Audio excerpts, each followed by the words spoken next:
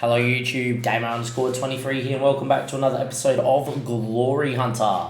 Today's episode, we're unemployed. That is correct. That is a part of Glory Hunter. I have decided to make the decision to resign as Newcastle manager, and I will explain why in just a second. If you do enjoy the episode, do give it a like, do subscribe to the YouTube channel, and with that being said as well, if you want to see why we resigned as Newcastle manager, go check out last episode and the episode before because we've completed the European part of the save. Now into my reason as to why I should resign, and it's best explained here on the job centre stage. As you can see here in terms of job centre, at the moment there is some big name jobs currently out at the moment. At the time of me resigning, Monaco and Bio 4 will not, Monaco was not a job that was available, Bio 4 was. I've applied for Bio 4, I'm actually the favourite to take the Monaco job, which of course means toppling PSG, which I'm perfectly okay to do. But if you have a look here, Newcastle is a job that is available, and Marvin Bono, unfortunately, is the favourite for that job. However, current Atletico Madrid manager, which is a Fernandez by memory, there we go, Fran Fernandez was wanted and is still wanted by Manchester City and Newcastle, which means that at some stage, Atletico Madrid may lose their manager. And even though they have 54 million debt, they're as high that I would look at and go, with just the right tactical little bit of genius, that's a team that we should be able to walk into with a very old Blackstone in there to go and probably win the Spanish double. So they're probably top of my hit list. It's something I would look more into once we have a actual interview and then see if we actually want to go there. This episode is going to be about me picking what job I want to go for.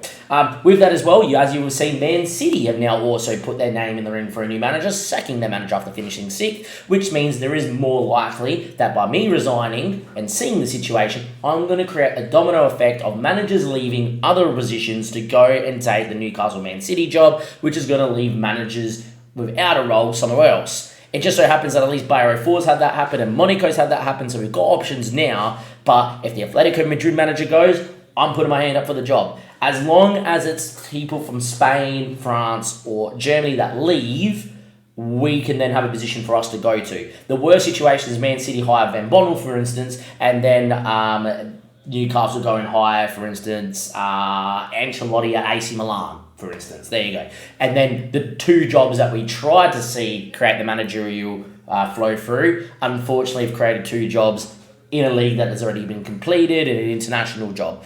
That might lead to other roles becoming available. I'm just trying to start the snowball effect. But as it stands right now, my filters here on this screen are just set for the France, Germany, and Spain jobs. Hence why they're not all available like these ones just here. I've applied for Monaco. I am favourites for that job, and I've applied for Bayer 04. Since I'm favourites for this job, I will just highlight that Monaco have Pulisic, still have Govolin, and they have 38 mil in the balance. They finished 7th in La Liga, hence why that they were a team that have sacked their manager. They would be in the UECL next year, but in saying that, if you have a look at the season preview, they were predicted to finish 2nd. So something tells me they're not too bad. The last reason why I'm looking at this job, Serge Boyer is a wonder kid that has the potential to be a leading French national team player. So the Monaco job is really appealing to me because I get to work with this kid, get him playing, and maybe I find my long-term replacement to Mbappe through this kid being developed. I'll find out if that's the way it's going to go. Maybe it's Atletico Madrid. Maybe we're looking at Bayer 04, which will be a pretty cool job. And, considering we have got our name on that list as well, I may as well show you that the reason why I have that list there is they got 202 mil in the bank. I did mention in the last episode, this guy's wanted by Manchester City and Spurs and etc. to Spurs now because Man City have sacked their manager. He's worth 129 mil, has a release fee of 104. I'm telling these guys right now, that would be 300 mil worth of money that I could spend. And yeah, look, that could be a really, really nice as well. So put your hats on, strap yourselves in. I'm unemployed and we're going to see what jobs land our way. I'll be back with our first interview and going through the team that the interview is for with a fine tooth comb. YouTube, welcome back. Interview number 1 done. Bayer 04 officially giving us an interview. No discussion about transfer budgets or anything like that, which is what I was going to bring to you during the interview process. They said they haven't really set their goals out for next season, which is fair because they don't have a manager to set those goals out 4. But let's break down the Bayer 04 in a little bit more in depth. We go to the Bundesliga, we go to the league table, we go to season review. Bayer 04 predicted to finish 8th, finished 7th, sacked their manager. Fair enough. Predicted to play the 4-2-3-1 this season. Okay. Their key prospects is 16-year-old who actually looks fairly decent. So there we are as well. We're going to go into them in a little bit more depth. We obviously know about the money that they do have. I'm going to just go through the players and see who I like and who I don't. So this guy here was on loan from Feyenoord. He actually looks like a decent Chinese keeper. That's someone I would actually buy. I think he's pretty okay. This guy right back on loan from Bayern. I wouldn't bother. Abru, 21 years of age, unhappy. Seems like a pretty good young squad here. 22-year-old Spanish centre-back. That looks okay. Rani's only 23. 20 and an Argentinian international is Marcos. Florian Wirtz is here at 26. Great player. Samuel Di Benedetto is not too bad. Florian Wirtz can play out wide or back line, can't he? He's fantastic. Alberto Moriari is someone that can play naturally through the middle and out wide. He's okay. Pedro Velosa is a German that's not an international, that's fairly well-rounded. We know about Joe and the fact that he's world-class. Outside of that, too, they have Grigor, who is a very decent keeper and someone I would definitely use. So there we are. They've got Tom Roth, who's a great left-back. I've used him before in saves. Couple other regions here. It looks like a fairly decent side. Like, he's a pretty good striker, to be fair. They got a Yusuf, who is okay. Peter Eggerson. They look like a team that is okay. So these guys are travelling, joining permanently down the line, which is fair enough. And then they've got a lot of these kids here that I'll trim the fat with as well. Straight off the bat, I want to go back to the Bundesliga and go to the season preview. What's their average age? 22. I'm going to say that is a big tick for them because, look, this is the end of the season, start of season 8. So this is the start of season 8. It's 12 seasons to the end. I've got 3 nations to complete. I can go in 12 seasons, 4, 8, 12. I can go 4 years in each one and be okay. The likelihood is that there's probably a way that we could do it quicker. But in 4 seasons with the average age of 22, it's just sprinkling in the right bits of talent, spending the 200 mil very well on the right players.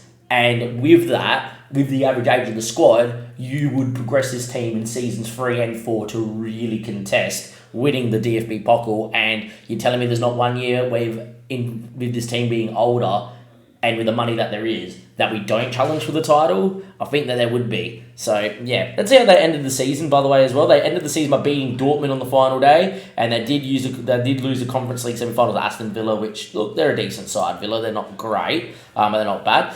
They had an okay time of it. There was some losses in this. There was an 8-0 loss to Bayern, so that does happen too. But I'm straight away off the bat, I'm looking at that going, average age of 22, and I know it shouldn't be a big factor, but 207 mil, and the likelihood that Job Rivera, or the Dutch international fella here, who's got 15 caps, is potentially going to leave because his release is only 104 mil.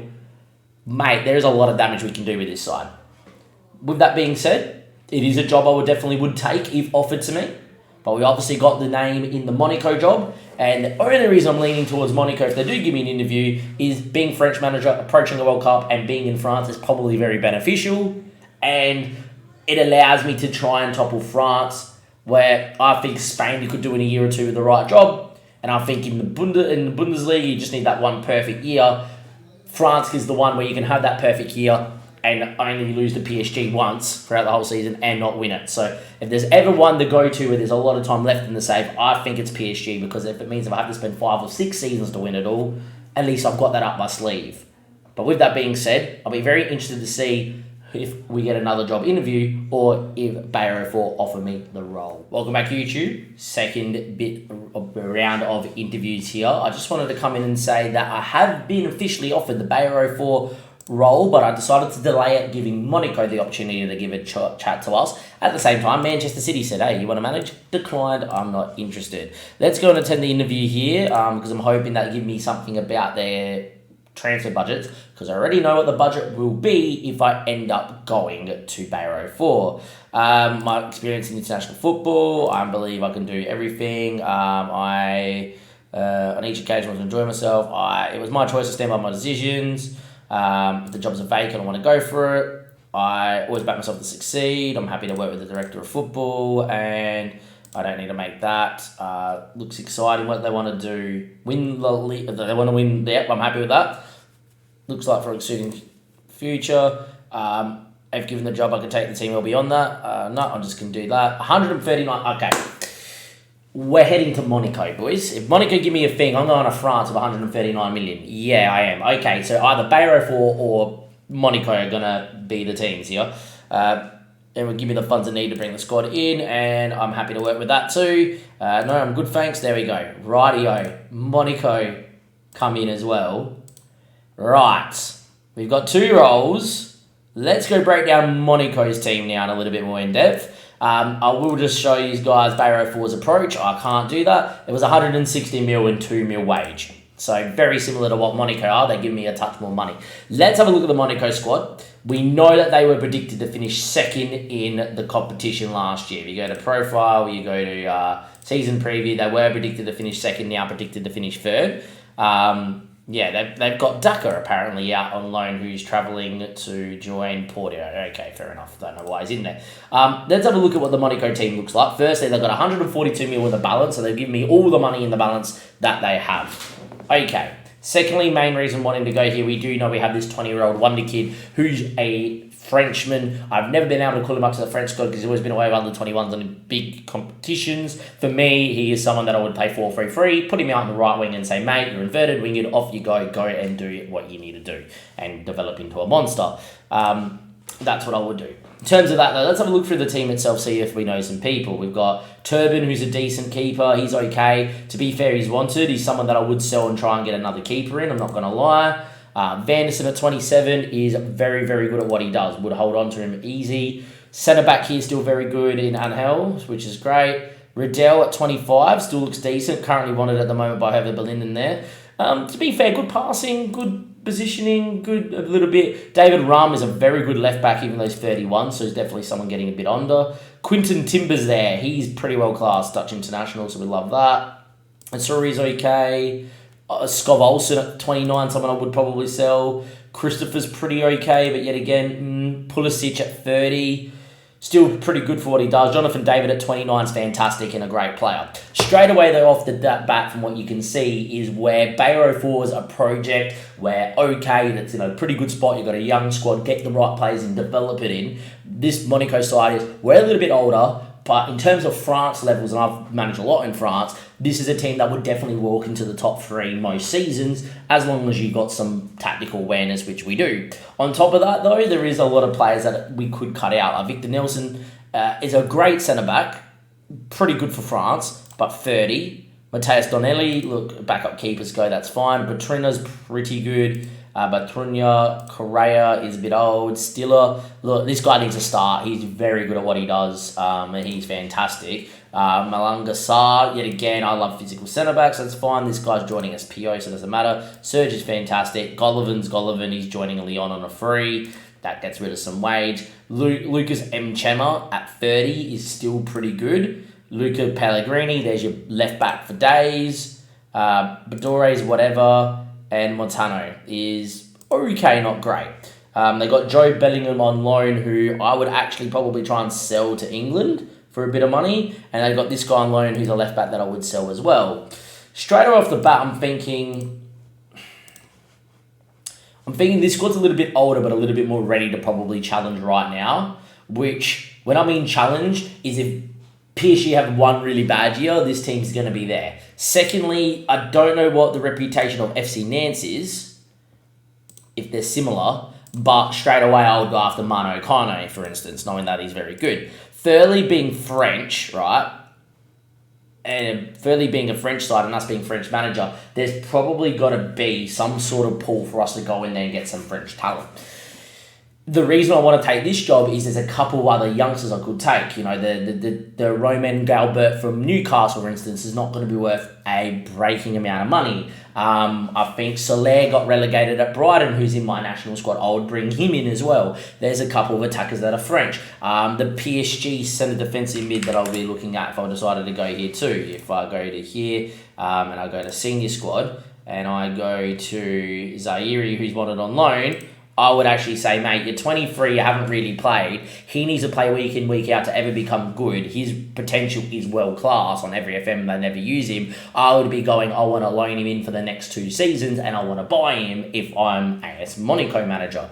I don't know if PSG would allow, but that's the sort of guy I would go for. And all of a sudden, I'm building a good French core talent and some younger players, but still have the experience and the quality of the squad that we have. Which, if you go back to the squad, straight away off the bat, you're looking at the team and you're going, well, you got Vanderson, who's fantastic. You got Pellegrini, who's fantastic. You got Quinton Timber, who's fantastic. You got Jonathan David, who for this level is fantastic. You got still a wonder kid Frenchman here as well. And to be quite fair, Victor Nielsen's no slouch. The same with Em Chema. You're a very happy man. It leaves you in this precarious position. It's the position of, well, Bayero for younger, got a lot of good young talent, and is probably 2 seasons of buying the right players, the right 22-year-olds in their prime of growth, and maybe sprinkling a couple of experienced players to go, yeah, they're ready to go and win the DFB Pokal, or maybe challenge Bayern Munich if they have a poor year. Where this Monaco squad is, well, if PSG do have a poor year, this team should be snapping at the heels to win it now.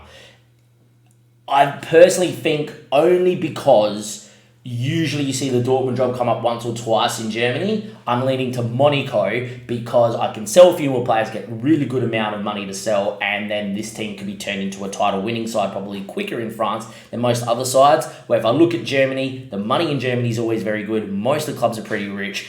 I think with most sides that are an established German side, I could take on board and in 4 seasons or so make them into title contenders. Not winners, but contenders. Because I think that level in Germany is very similar to Spain, is very similar to France in terms of there's 1 or 2 really good sides in Germany. Same as there's 1 or really 2 good sides in France, just 1. But the difference is in Germany, lots of money. France, not that much money. So I feel like if the Monaco job comes around, you take it and you look to topple who you need to topple, which is PSG. With that being said, I'll wait and see if we get a contract offer from them. At the moment, it's Monaco, but in saying that, they don't get back to Monaco. I will be taking the Bayero. Have offered me the job here, YouTube. I've kind of sat here for the last 10 minutes umming and ahhing which way to go with this because the Bayero 4 job's really tempting. I just think, and I think it's the last thing I want to say about this, I'm a French manager. There's a World Cup in 3 years. I can get some French players into the French league and start killing it, which is fantastic. And I'm just a believer in I think it's easier to go and build a squad to beat Bayern than it is to build a squad in France because of the lack of money in France compared to the lack of money in Germany. Also believe that there will be a moment where Dortmund becomes available. There might be a moment where Bayern becomes available because it becomes available more often. And I'd rather be in a position in order to beat PSG with the second best team in France. And that, of course, is still AS Monaco. With that being said, there is a world where in 2 seasons' time, PSG have a poor year. We win the cup, we win the league, and we're done. And that gives us 10 seasons to topple Germany and, of course, do Spain. Without further ado, I think this is the role, and we're going to take it with a 2-year deal. There we go, ladies and gentlemen, boys and girls. There we go. That was a hard-fought slog. Well, yeah, there. I was going to maybe go to Bayero 4. I've decided to come here. If we go back to the previous page, we predicted to finish second for next season. We do have a lot of history. We will be in the Conference League, but that's solely going to be play the kids, play the kids, play the kids. Because it's all going to be about the league for me as well. We're currently rich. We've got 139 million in the transfer budget. I think that's fine. Dimitri, I'm hoping, is quite a rich owner. That'd be great too. And yeah, there we are. Apparently, we've only got the 18,000 conceded stadium. I didn't know that. Transfer obligations that are on their way. They're on their way out. As you can see, we predicted to play a 4-3-3 with Jonathan David, Nemchena and Pulisic. I'm probably going to go something pretty similar. They want me to sign people for the under-23 squad. We already knew this. Work within the Wade budget. Spend the original transfer budget. Pretty something I would do. Transfer-wise, doesn't matter. They want me to qualify for the Champions League, but the main reason I wanted to do this is by next season, they want me challenging to win the league, and a year after, within 3 seasons, they want me to win it. I'm happy with that. If they're happy with that, in season 3 here with Monaco, we need to win the league. I can live with that. They want us to do all of that. That's fine. Schedule a press conference and every month. There we go. We're officially in charge now of AS Monaco. Straight away, I want to go to the development centre and I want to see if we've got any other kids that we need to have a look at. Straight away, we are learning up the 4-3-3. So there we go. Wherever the 4-3-3 is. I think it's the Paris 13 Atletico 4-3-3, is it not? That I have at Newcastle. I can't remember. Pretty sure. Just load that one up there for now. We know what the squad's probably going to look like. I just want to, by the end of this episode, next episode is going to be us building a squad for this, is I just want to see if we've got, under 19s, if we've got any big stars in and around. We got this guy's a promising centre-back. He looks okay at 6'3". In the second team, we've got an 18-year-old fullback who is okay as well. That's fine. Have a look at the transfer budget. We've got money there. We could even do this and get the money in here or do that. That's fine. We've got sell-on fees that I will go through. Apparently, we've got 30% on Boydu. How much we're selling one for? 14 mil. So we probably should get a little bit of money out of that. So we get 3.7 mil. Right. That's fine. Squad itself's going to pick itself. I think we're going to be all okay. I'll see you guys next episode to really go through Monaco with a fine-tooth comb. We started the day. I might have a look at the finances here. We can see our latest income. Last month, 123 mil. Where did that come from? Sponsorship. Right, so we're getting big sponsorship money, so good. That means our boss, the chairman's doing his job. What we are going to do is we're going to end this part of the episode here, or end the episode here in general. What we are going to do is we're going to go into the season preview. We're going to go and have a look at that. We're going to pick a team very similar to that one that's on screen. We're going to work out who we believe is going to be our best players moving forward. And with that being said, I think we've made a very good decision. Next episode is going to be about the players that we build for the squad and how the squad looks. We'll go through all of that and see what we can do. Till next time, thank you very much. Give the episode a like. Let me know if you would have went to Pyro 4. Let me know if you would have held out to see if the Atletico Madrid job became available, or have we made the right goal or going to the second best team in France, apart from maybe FC Nantes by now. But yeah, look, we go to one of the teams historically that are favourites to topple PSG at some stage in the save.